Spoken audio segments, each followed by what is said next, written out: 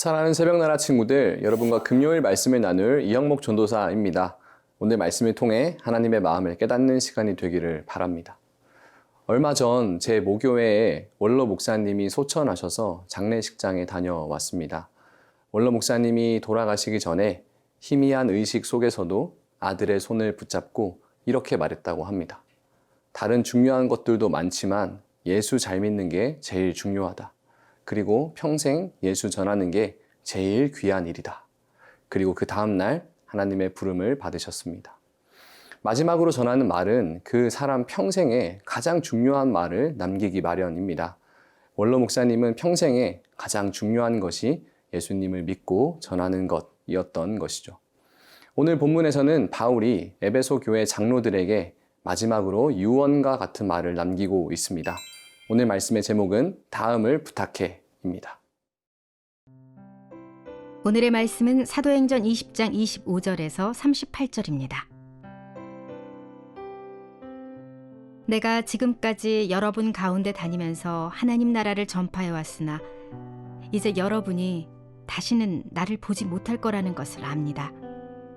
그래서 오늘 내가 여러분에게 분명히 선언하지만 여러분 가운데 누가 멸망에 빠진다 해도 그것은 내 책임이 아닙니다. 나는 하나님의 모든 뜻을 주저함 없이 여러분에게 전파했기 때문입니다. 여러분은 자신과 양떼를 잘 살피고 조심하십시오.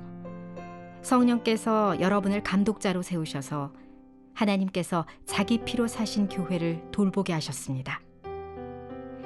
내가 떠나고 나면 흉악한 이리떼 같은 거짓 선생들이 여러분 가운데 들어와 양떼를 해치려 할 것을 압니다.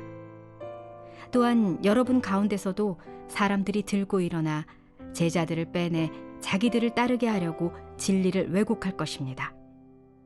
그러므로 정신을 똑바로 차려 깨어 있어야 합니다.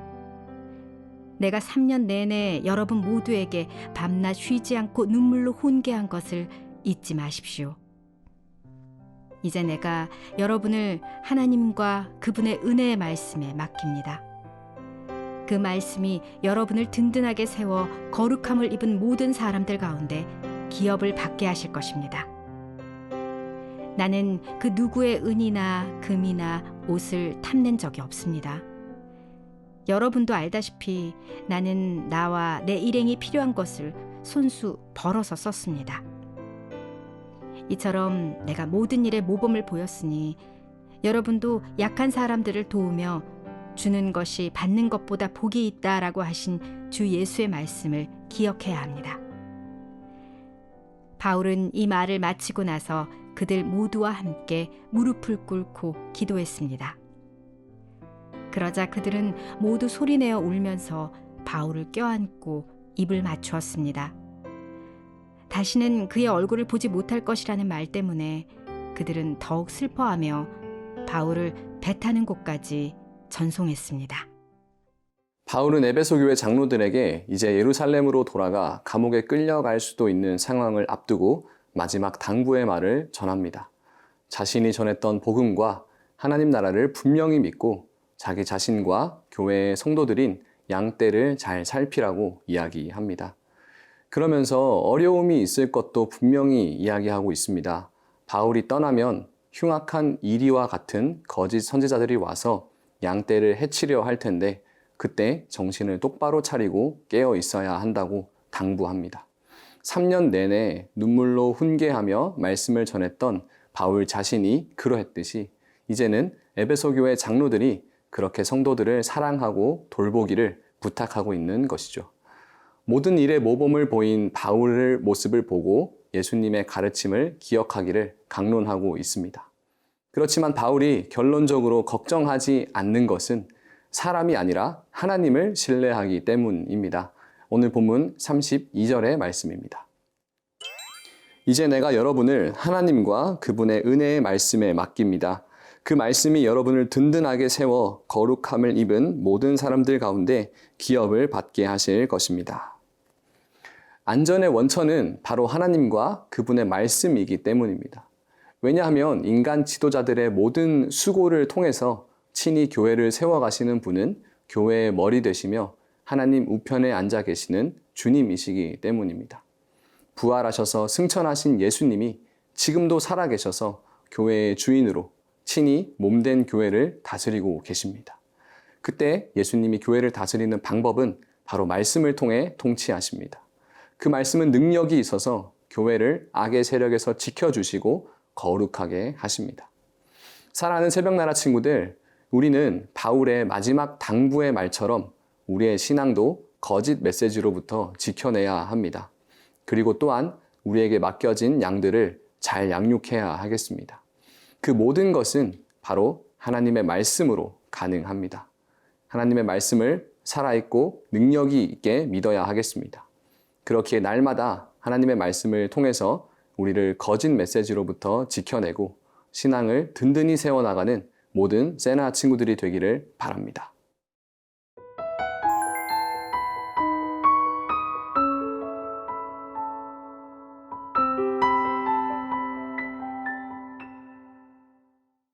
지금까지 강론하고 권면한 바울의 말이 끝나면서 최종적인 결론으로 이렇게 행동합니다. 오늘 본문 36절의 말씀입니다. 바울은 이 말을 마치고 나서 그들 모두와 함께 무릎을 꿇고 기도했습니다. 그들은 다시 못 만날 바울의 유언과도 같은 중요한 메시지를 들었습니다. 그리고는 다 같이 무릎을 꿇고 기도하기 시작했습니다. 바울은 자신이 에베소 교회의 장로들을 불러 어떻게 살아가야 할지 당부의 말을 전했지만 가장 중요한 것은 하나님께로부터 오는 은혜가 있어야 한다는 것을 알았습니다. 하나님의 은혜로 인해 신령한 열매를 거두고 교회와 성도들이 복음 안에 성장해 나간다는 것을 분명히 믿었기에 다 함께 기도합니다. 그저 주님 앞에 다 같이 무릎을 꿇고 겸손히 은혜를 구할 수밖에 없는 것이죠. 그렇지만 에베소 교회의 장로들은 자신의 영적 아비와도 같은 바울을 이제 못 만난다는 인간적인 슬픔이 있었습니다. 그래서 모두 소리내어 울면서 바울을 껴안고 마지막 모습까지 배웅을 합니다. 앞서 말씀드린 제 모교의 원로 목사님이 소천하셨을 때도 분명히 천국에 갔으리라는 믿음이 있었습니다. 그렇지만 이제 이 땅에서 다시 볼 수 없다는 사실에 많은 성도들이 슬퍼하며 마지막 인사를 나누었습니다. 그러나 우리의 슬픔은 세상의 슬픔과 다릅니다. 잠시 잠깐 함께 할 수 없기에 헤어짐의 슬픔이 있지만 곧 다시 만나 영원히 함께 할 소망이 있기에 우리는 다시 기뻐하며 보낼 수 있는 것입니다. 사랑하는 새벽나라 친구들, 우리는 중요한 메시지를 듣고 어떻게 행동하고 있습니까? 오늘 하루의 말씀을 듣고 어떻게 살아갈 수 있습니까? 먼저는 하나님 앞에 무릎 꿇고 기도해야 하겠습니다. 겸손히 하나님의 은혜를 구하며 나갈 때 우리에게 주신 말씀대로 살아갈 수 있게 될 것입니다. 오늘 하루도 우리에게 그 영원한 소망을 주신 하나님을 기대하며 살아가는 모든 세나 친구들이 되기를 바랍니다. 살아계신 하나님, 우리 아버지, 믿음의 선배들을 통해 우리에게 이 복음을 전해주시니 감사합니다. 이제는 우리가 삶으로 살아내며 또 다음 세대에게 복음을 전할 수 있는 통로가 되게 하여 주옵소서. 예수님의 이름으로 기도합니다. 아멘.